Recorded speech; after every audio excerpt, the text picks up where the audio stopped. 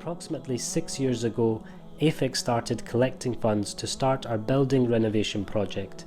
We had a vision to make AFECC a hub for religious, educational and social activity and well-being, a multi-purpose centre that would take care of all the needs of our Muslim brothers and sisters and the community at large.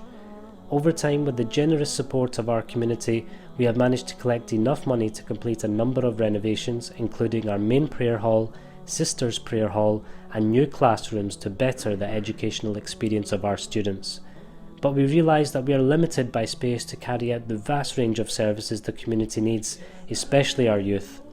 For this vision to become a reality, AFECC purchased a building on Daisy Street in Govan Hill with the hope of naming it AFECC Community Halls. This will become a dedicated space for all types of communal services that will include a sports and events hall for youth projects, youth counselling, lectures and seminars in a designated auditorium and a funeral service with mortuary and bathing facilities. We are aiming to raise £150,000 to begin work on the roof repair, electrical works and plumbing.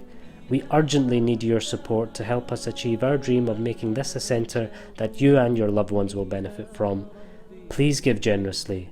Jazakallahu khairan.